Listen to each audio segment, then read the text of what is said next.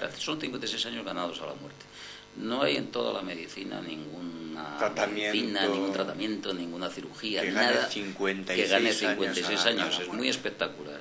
Y fíjese lo que lo decía antes, que una familia diga sí o que una familia diga no puede significar que se ganen o que se pierdan en sus 56 años. De ahí la importancia de toda esta labor. El único país que va para arriba continuamente es España, mientras que el resto o está estabilizado o va para abajo. En consecuencia, la pregunta es obvia, bueno, ¿qué están haciendo en España que en el resto del mundo no hacen, ¿no? Hoy les hablaremos de un sector de nuestra sociedad en el que España no es solo líder en solitario, sino que cada año que pasa pulverizamos marcas mundiales, curiosamente las nuestras propias.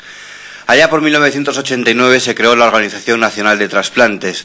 En ese momento 550 personas donaban sus órganos. Hoy 1.550, una tasa de más de 34 habitantes por millón de población. Hoy aquí en Periodista Digital Televisión tenemos el placer de recibir a Rafael Matensanz, que en su día fue el que fundó esta organización y hoy es coordinador nacional de trasplantes. Rafael, bienvenido a Periodista Digital. Hola, buenos días, gracias. ¿Hay algún caso que en un momento determinado de su carrera le hiciera o le decidiera a decir aquí hay que hacer algo con el tema de los trasplantes en España? Pues sí, efectivamente, porque yo durante los años 70 y 80 me dedicaba al trasplante clínico, al trasplante renal. Mi especialidad es la nefrología. Y entonces se veía que no teníamos órganos suficientes para tratar a todos nuestros pacientes, ¿no?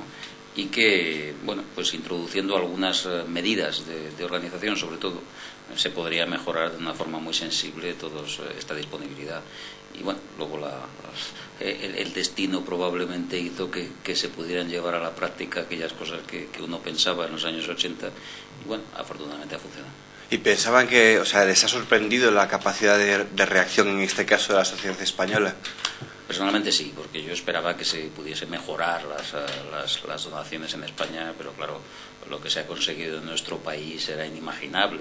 Hay que tener en cuenta que desde el 89 en que se crea la ONT hasta ahora es que hemos multiplicado por 3 el número de donantes. Claro. Y es que hemos pasado de estar en la zona media-baja de Europa a ser los primeros del mundo sin ningún tipo de discusión. La verdad es que ni los más optimistas lo podrían haber pensado.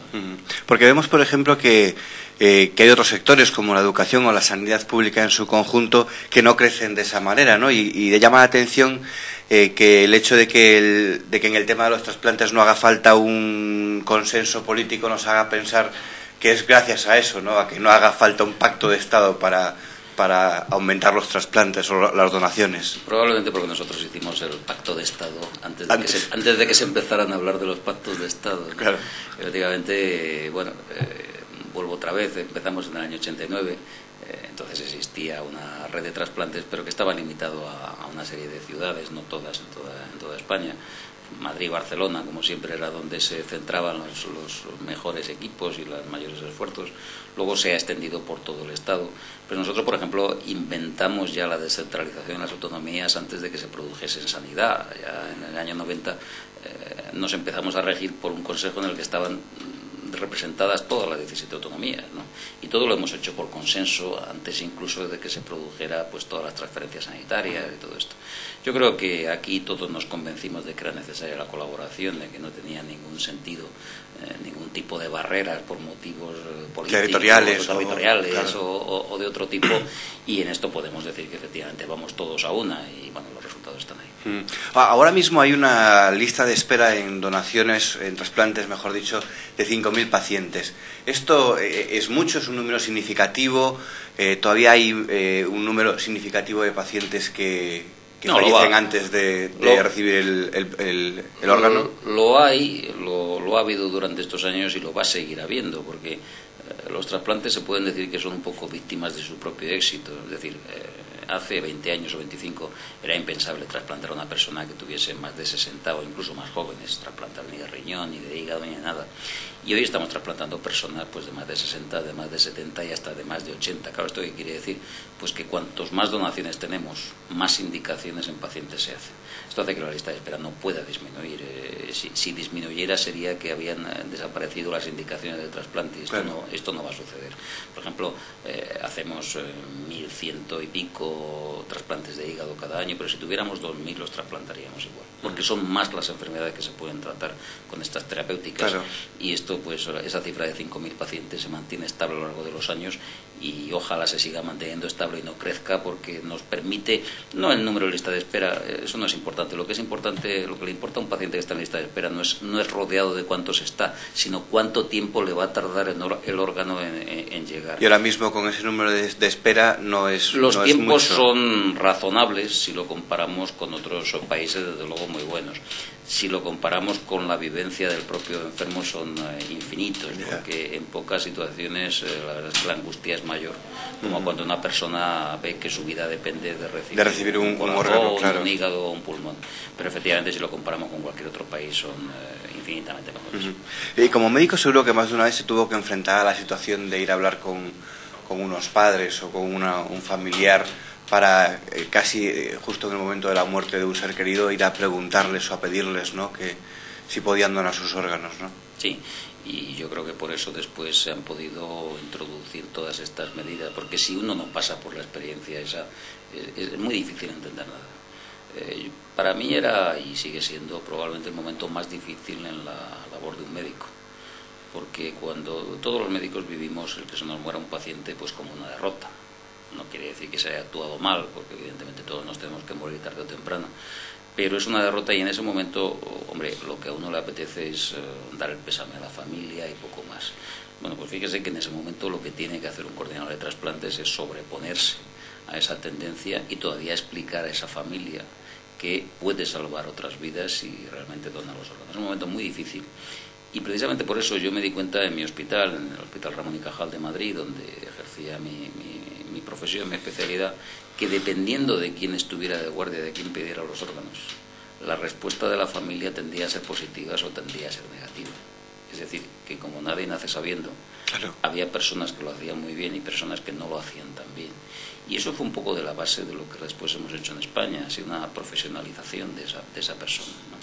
Escoger a las personas a las que se les da mejor, no solamente escogerlas, sino después formarlas. Formarlas, claro. Formarlas, y eso, porque es un momento en el que nos la jugamos, es cuando, si a la familia se le informa bien, en general el español es muy solidario y bueno, pues a la vista está los datos están ahí, ¿no? Pero si el español no se le informa bien, no se le dan todos los datos o no se hace de la forma adecuada, y aquí basta una palabra para estropearlo todo, pues al final pues se puede perder esa donación y en consecuencia perderse vidas. Esa fue una de las claves que después se ha llevado a todo el país. ¿Cuántas vidas se pueden salvar con un donante? Hasta 6 o 7.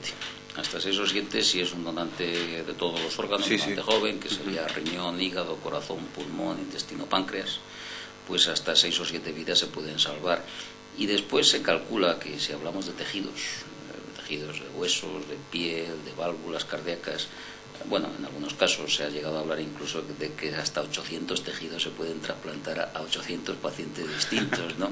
Bueno, esto ya es probablemente excesivo, pero realmente pone de manifiesto la inmensa potencialidad de una donación, y algo que para mí es muy significativo. Hay un estudio de hace un par de años que hicieron en Estados Unidos y que pusieron todas las supervivencias con los distintos órganos, supervivencias medias que cabe esperar hoy con trasplantar un hígado, un corazón. Bueno, pues una donación de órganos en la que se trasplanten todos los órganos está proporcionando alrededor de 56 años de vida a distintos pacientes. O sea, son 56 años ganados a la muerte. No hay en toda la medicina ningún tratamiento, ninguna cirugía, que nada gane 56 que gane 56 años. Es muerte. Muy espectacular. Y fíjese lo que lo decía antes, que una familia diga sí o que una familia diga no puede significar que se ganen o que se pierdan esos 56 años. De ahí la importancia de toda esta labor. Es un gran enemigo la muerte, ¿no? Sin duda, porque bueno, la muerte forma parte del ciclo de la vida, pero los médicos estamos ahí para hacerla retroceder.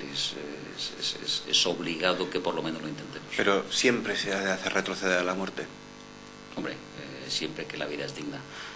Hay situaciones en que a lo mejor lo que hay que hacer es ayudar a bien morir, pero en general la labor del médico es hacer retroceder a la muerte. Y otra cosa, ahora mismo la sanidad pública entre la sociedad pasa por momentos de baja popularidad, se podría decir. Mucha gente la critica, y esto a veces da pie a teorías de privatizaciones más o menos totales. En un sistema privatizado, ¿sería posible mantener este nivel de trasplantes? Rotundamente no. Que seamos líderes mundiales en trasplantes no es una cosa que haya surgido de la nada, y esto hay que tenerlo muy en cuenta. Yo creo que un sistema público como el español, que dé cobertura a toda la población, por el mero hecho no simplemente de ser español, sino de estar en España, sino de que realmente cualquier persona que esté en España, que tenga una residencia, aunque sea muy reciente, tiene derecho a toda nuestra sanidad, es lo que hace posible que el mensaje de todo el mundo debe donar, porque todo el mundo puede recibir, sea creíble. Y tenemos una amplia experiencia en estos momentos de cooperación con países de todo el mundo. Y uno de los problemas fundamentales para establecer un buen sistema de donación, por ejemplo en Latinoamérica, es que no toda la población está cubierta.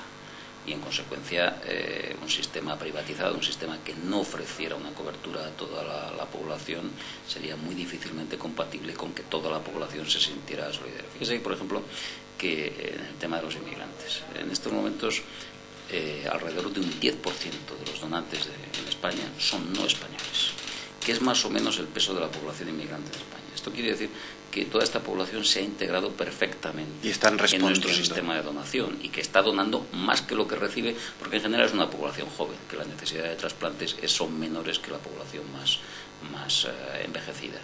Entonces, somos el único país en el que esto se ha conseguido. Ni en Francia, ni en el Reino Unido, ni en Alemania, que tiene una tradición de recepción de inmigrantes de hace muchos más años, se ha conseguido llegar a nada parecido a esto.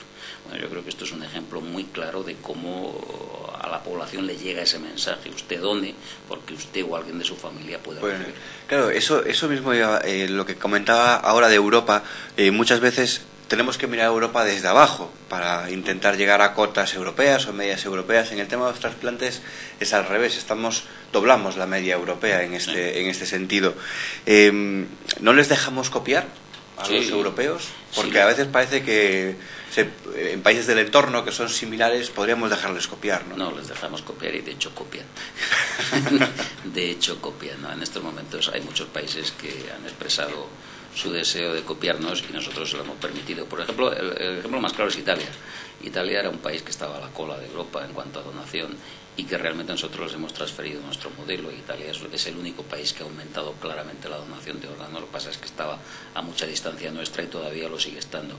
Pero los franceses, los ingleses últimamente Gordon Brown puso de manifiesto que efectivamente quería desarrollar el modelo español. Y efectivamente ellos han hecho un plan en donde van a invertir bastante dinero en todo el Reino Unido precisamente para implantar este modelo. Suiza hace poco lo declaró igualmente, y en el resto del mundo, pues la verdad es que en toda Latinoamérica lo están haciendo así. Y bueno, pues yo por ejemplo dentro de 15 días tengo que ir a Australia, donde todos los estados australianos pues están concentrados también en traspasar este modelo. Corea, todo el mundo, no solo Europa, India, todo el mundo, ¿no? Se ha fijado en nosotros, ¿no? Porque en estos momentos con Internet y con la globalización, la verdad es que a lo mejor hace 20 años todo esto no lo quedaba para nosotros, pero en estos momentos la situación es una muy clara. El único país que va para arriba continuamente es España, mientras que el resto o está estabilizado o va para abajo. En consecuencia, la pregunta es obvia: bueno, ¿qué están haciendo en España que en el resto del mundo no hacen, ¿no? Pero los países, cuando verdaderamente se ponen a desarrollar un sistema como el nuestro, la cosa funciona. Lo que pasa es que no es fácil. No es fácil y se tienen que dar una serie de premisas y hay que hacer las cosas de forma muy seria, y no todos los que dicen que quieren implantar el modelo español son capaces de llevarlo a cabo con todas sus consecuencias. Pero como digo, para mí el país donde mejor lo han implantado es Italia y la cosa funciona perfectamente. Hace años en una entrevista decía que ustedes en la Organización Nacional de Trasplantes lo que buscaban desde hace muchos años es la cuadratura del círculo, que me hizo mucha gracia esa expresión. ¿A qué se refería? ¿Siguen buscando la cuadratura del círculo? Yo creo que la encontramos todos los días. Fíjese, por ejemplo, hay una cuadratura del círculo que es fundamental. En España yo creo que hay un dato muy afortunado, muy positivo, que es el descenso continuo de los accidentes de tráfico, y que en los últimos 2 años ha sido realmente espectacular. Cada día, entonces, para la mayoría de la población, un donante de órganos es un motorista joven que va sin casco. Bueno, eso no es verdad, eso ha pasado a ser una leyenda urbana, ¿no? Afortunadamente. Era verdad hace 20 años, a principios de los 90, casi la mitad de nuestros donantes eran así, eran accidentes de tráfico. en lo que llevamos de año solamente un 7% son accidentes de tráfico. O sea, prácticamente cada año es menor el número de donantes por tráfico. Y sin embargo seguimos subiendo. Seguimos subiendo el número de donantes. ¿Por qué? Bueno, pues porque realmente donan personas mayores, donan personas de más edad, donan personas que fallecen como consecuencia de una hemorragia cerebral. Hemos conseguido algo que parecía verdaderamente imposible. La cuadratura del círculo, ¿no? Eso es un poco la cuadratura del círculo. Y la estamos consiguiendo, yo creo que cada día. El tema de los inmigrantes, que le decía antes, es otro ejemplo de cuadratura del círculo, porque cuando nos lo planteamos, intentamos, bueno, lo que se hace en estos casos, ver qué habían hecho en otros países, y lo que habían hecho en otros países era nada. En consecuencia, estamos un poco inventando los caminos cada día, pero bueno, afortunadamente las cosas salen. Y una cosa más, antes hablábamos de la dificultad que es para muchos médicos el tener que enfrentarse a una familia para decirle que sean donantes en un momento trágico como la muerte de un ser querido, pero una persona puede ser donante, o sea, puede decir que va a ser donante antes de que llegue ese último momento. ¿Qué hay que hacer para ser donante? Nosotros la recomendación que hacemos es una muy clara, y es que se hable con la familia, porque siempre, si se produce un fallecimiento por la causa que sea, se va a consultar a la familia si esa persona en vida había dicho que quería ser donante o no. Bueno, eso para nosotros es probablemente lo más eficaz, pero si uno quiere tener un documento, llevarlo encima, que atestigue la voluntad de ser donante, nosotros en la Organización Nacional de Trasplantes le mandamos con mucho gusto una tarjeta.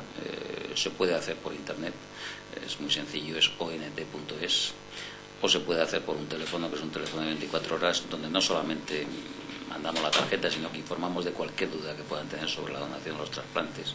Es el 902-300-224. Mediante cualquiera de estos dos procedimientos nosotros mandamos una tarjeta que no tiene valor legal, esto tiene que quedar muy claro, pero que realmente se produce un fallecimiento y se encuentra esa tarjeta en la cartera del paciente. Es una forma de expresar que en vida quería ser. La razón de no tener valor legal es porque cuando se hizo nuestra ley se pensó que efectivamente uno podía querer ser donante en un momento determinado de su vida, pero cambiar después de opinión, ¿no? En consecuencia, eso es lo que hace que siempre se consulte a la familia. Y bueno, yo creo que esto es una costumbre que se debe mantener, porque de alguna manera implica que la familia al final, pues es copartícipe de la decisión de donar a esa persona.